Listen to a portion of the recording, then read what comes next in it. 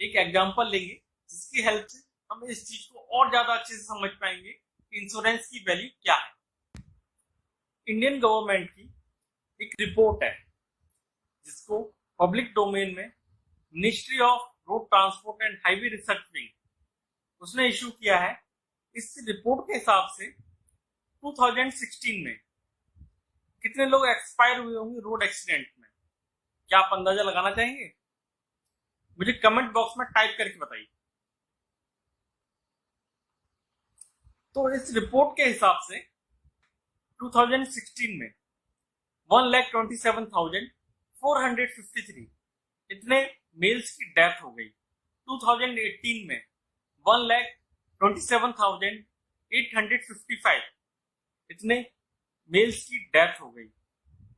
2018 में 1,30,142 इतने मेल्स की डेथ हो गई। और अगर हम फीमेल की बात करें तो 2016 में 23,352 इतनी फीमेल्स की डेथ हो गई। 2017 में 20,052 इतनी फीमेल्स की डेथ हो गई। 2018 में 21,273 इतनी फीमेल्स की डेथ हो गई। अभी आपको स्क्रीन पे एक फिगर आ रहा होगा, ये मैंने उसी रिपोर्ट से लिया हुआ है। तो अब इसमें से अभी हम फीमेल्स को हटा देते हैं और ये हम जो मेल्स ले रहे हैं ये केवल 18 से लेकर 65 की एज के जो मेल्स हैं उनको ले रहे हैं। तो अगर मैं इनका टोटल करता हूं तो ये इस प्रकार हो जाता है। 2016 में 79,765, 2017 में 82,501, 2018 में 82,497। तो इतने मेल्स बचते हैं। अब इस रिपोर्ट के हिसाब से अगर हम ये एज्यूम कर लें कि 20% लोग ऐसे होंगे जिनकी शादी नहीं हुई होगी, यानी 18% लोग जो है ऐसे हैं जिनकी शादी हो चुकी है। ये मैं केवल एज्यूम कर रहा हूँ, ये कोई एग्जैक्ट डेटा नहीं है। तो अगर हम इसको 80% कैलकुलेट कर लेते हैं तो ये इस प्रकार हो जाता है। 2016 में 63,812, 2017 में 66,051 और 2018 में 65,997। अब इसमें से क्योंकि इतने सारे लोग जो शादीशुदा थे तो बहुत सारे लोग ऐसे होंगे जो कि अपनी फैमिली का एक मात्र सोर्स ऑफ अर्निंग होंगे या फिर हेड ऑफ द फैमिली होंगे जो कि इनकम का एकमात्र स्रोत होंगे। चलिए अब हम आगे बढ़ते हैं इसी डेटा में। इंडिया में जो पेनिट्रेशन है इंश्योरेंस का उसके हिसाब से जो 4% लोग हैं 100 में से 4, उसके हिसाब से 100 में से 4 लोगों के पास ही इंश्योरेंस है। और यहाँ पे मैं केवल इंश्योरेंस कह रहा हूँ, ना कि पर्याप्त इंश्योरेंस। इंश्योरेंस होने में और पर्याप्त इंश्योरेंस होने में अंतर होता है, इसके बारे में हम अभी आगे डिस्कस करेंगे।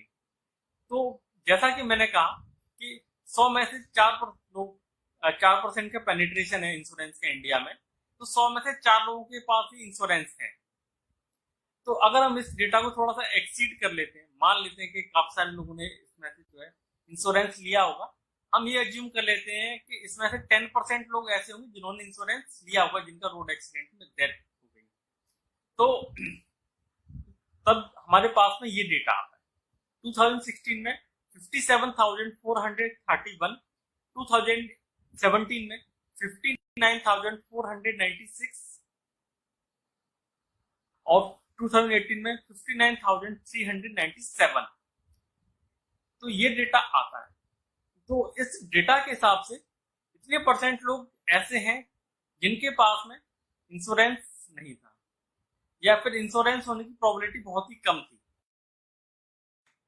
केवल ये इतने लोगों की डेथ नहीं हुई है, इनके साथ साथ इनके परिवार को भी आप अंदाजा लगा सकते हैं कि इनका परिवार में भी जो है इस टाइम पे कितनी जो है मुश्किल टाइम से गुजर रहा होगा, क्योंकि इन्होंने सही टाइम पे एक्शन नहीं लिया, सही टाइम पे इन्होंने जो है इंश्योरेंस की पॉलिसी नहीं ली।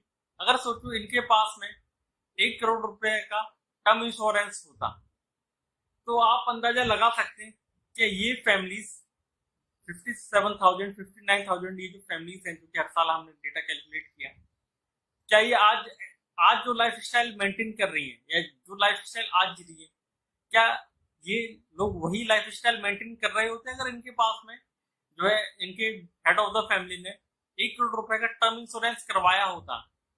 तो आप खुद अंदाजा लगा सकते हैं कि नहीं, आज इनका लाइफ स्टाइल अलग होता। भले ही ये इतने सारे लोग जो है एक्सपायर हो गए रोड एक्सीडेंट की वजह से, पर इनकी फैमिली जो है उतना सफर नहीं कर रही होती, क्योंकि वो फाइनेंशियल स्ट्रगल से आसानी से निकल जाते।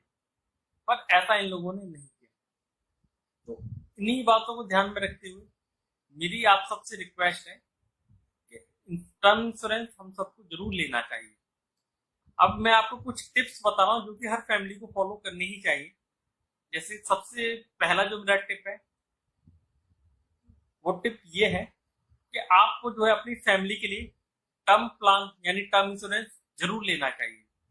और टर्म प्लान और टर्म इंश्योरेंस जो है वो आपकी ह्यूमन लाइफ वैल्यू के हिसाब से लेना चाहिए। इसके अलावा अगर आपका 4 लोगों का परिवार है, यानी 2 पति पत्नी और 2 बच्चे, तो आपको कम से कम 20 लाख रुपए का मेडिकल इंश्योरेंस जरूर लेना चाहिए। 20 लाख रुपए का मेडिकल इंश्योरेंस लेने से मतलब यहाँ पे ये है कि अब जैसे हमने अभी कैलकुलेट किया कि हर साल जो करीब 1.5 लाख लोग जो है एक्सीडेंट में एक्सपायर हो जाते हैं।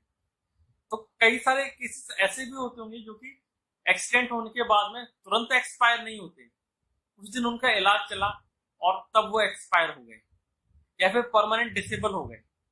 तो ऐसे केस में जब वो एक्सीडेंट के बाद में हॉस्पिटल में गए, तो वो जितने दिन एडमिट रहे, चाहे वो 5 दिन हो, 10 दिन हो, 15 दिन हो, तो अचानक से उस फैमिली के पास में एक जो है बर्डन बढ़ गया, एक फाइनेंशियल बर्डन बढ़ गया है, क्योंकि एक मेडिकल इमरजेंसी है आ गई।